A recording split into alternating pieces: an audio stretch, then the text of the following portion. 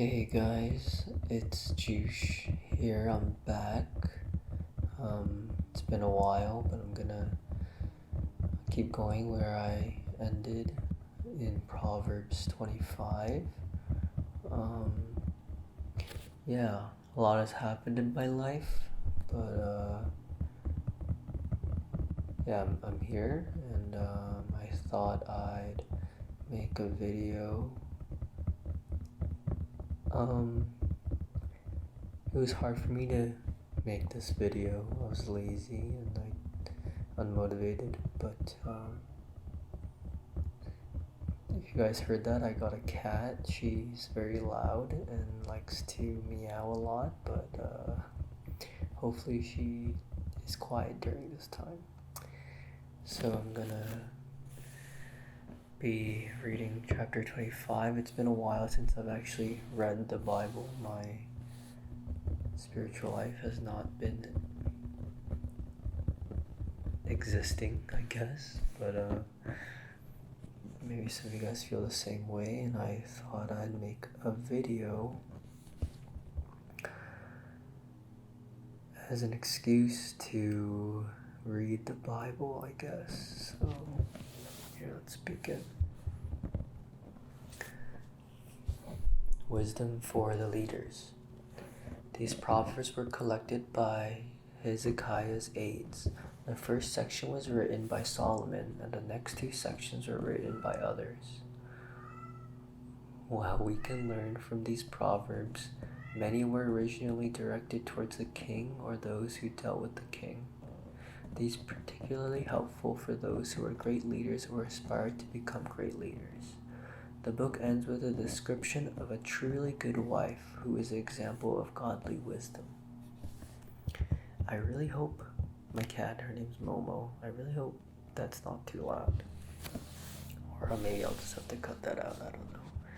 There's also a plane or someone's mowing the lawn or something, so this is not a great time, but okay, here we go. More Proverbs of Solomon. These are more Proverbs of Solomon copied by the men of Hezekiah, king of Judah. It is the glory of God to conceal a matter, to search out a matter in the glory of kings. As the heavens are high and the earth is deep, so the hearts of kings are unsearchable. Remove the dross from the silver, and out comes material for the silversmith. Remove the wicked from the king's presence, and his throne will be established through righteousness. Do not exalt yourself in the king's presence, and do not claim a place among great men. It is better for him to say to you, "Come up here," than for him to humiliate you before a nobleman. What you have seen with your eyes, do not bring hastily to court, for what will you do in the end if your neighbor puts you to shame? If you argue your case with a neighbor, do not betray another man's confidence, or he who hears it may shame you, and you will never lose your bad reputation. A word aptly spoken is like apples of gold in settings of silver. Like an earring of gold or an ornament of fine gold is a wise man's rebuke to a listening ear. Like the coolness of snow at harvest time is a trustworthy messenger to those who send him. He refreshes the spirit of his masters. Like cloud and wind without rain is a man who boasts of gifts he does not give. Though patience, a ruler can be persuaded, a gentle tongue can break a bone. If you find honey, eat just enough. Too much of it and you will vomit. Seldom set foot in your neighbor's house. Too much of you and he will hate you. Like a club or a sword or a sharp arrow is the man who gives false testimony against his neighbor. Like a bad tooth or lame foot is reliance on the unfaithful in the times of trouble. Like one who takes away a garment on a cold day, or like a vinegar poured on soda, is one who sings songs to a heavy heart. If your enemy is hungry, give him food to eat. If he is thirsty, give him water to drink. In doing this, you will heap burning coals on his head, and the Lord will reward you. As a north wind brings rain, so a sly tongue brings enemy looks. Better to live a corner of the roof than share a house with a quarrelsome wife. Like cold water to a weary soul, good news from a distant land. Like muddied spring or polluted well is a righteous man who gives way to the wicked. It is not good to eat too much honey, nor is it honorable to seek one's own honor. Like a city whose walls are broken down is a man who lacks self-control.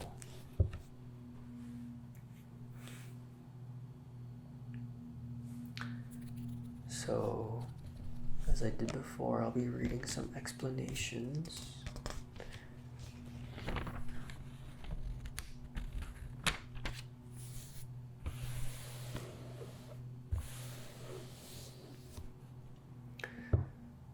Hezekiah's story is told in 2 Kings 18 through 20, 2 Chronicles 19 to 32, and Isaiah 36 to 39.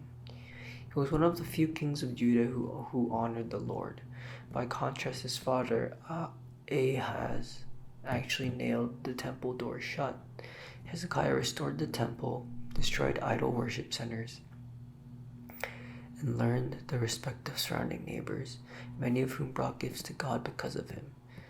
It is not surprising that Hezekiah had these proverbs copied and read for in everything that he undertook in the service of God's temple, and in obedience in the law and the commands. He sought his God and worked wholeheartedly, and so he prospered.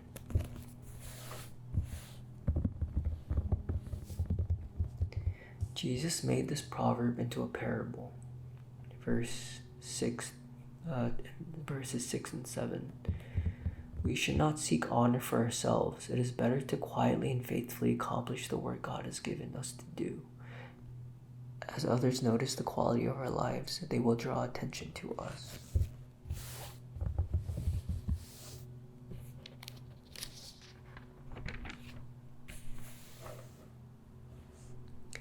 It is often difficult to find people you can really trust. A faithful employee or messenger in verse 13 is punctual, responsible, honest, and hardworking. The person is invaluable as he or she helps take some of the pressure off of his or her employer. Find out what your employer needs from you to make his or her job easier and do it. Verse 14. Most churches, mission organizations, and Christian groups depend on the gifts of people to keep their missionaries going. But many who promise to give fail to follow through. The Bible is very clear about the effect this has on those involved in the ministry. If you take a pledge, keep your promise. Verse 18. Lying or false testimony is vicious. Its effects can be as permanent as those of a stab wound. The next time you are tempted to pass on a bit of gossip, imagine yourself stabbing the victim of your remarks with a sword. This image may shock you into silence.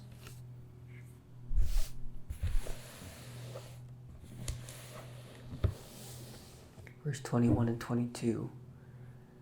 God's form of retaliation is most effective and yet difficult to do. Paul quotes this proverb in Romans 12:19 to 21. In Matthew 5:44, Jesus encourages us to pray for those who hurt us.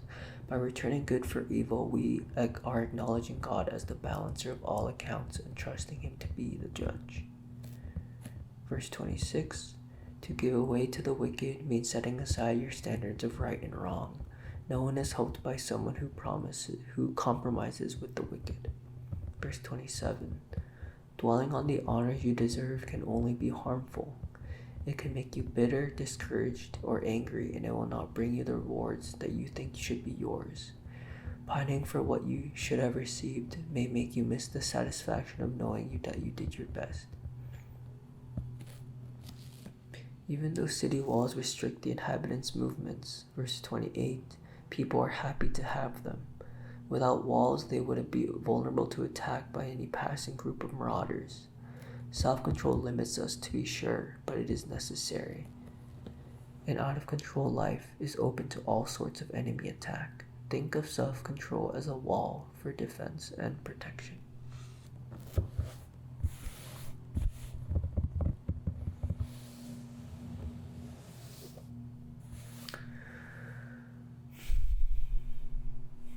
I first started reading Proverbs for the channel because I thought it would be good for anyone who maybe isn't Christian or doesn't believe in God or any other religion.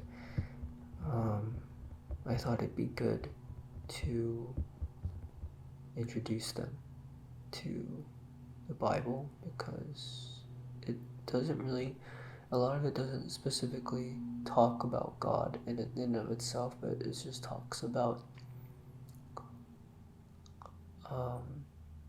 like good ideas and morals and just like lessons in life that you can learn that people don't necessarily tell you. And I just felt like these proverbs might help anyone, whether you're a Christian or not, to, I don't know, live life and then get closer to God. And yeah, I've been struggling with my faith for a good while, and I've been just doubting a lot, actually.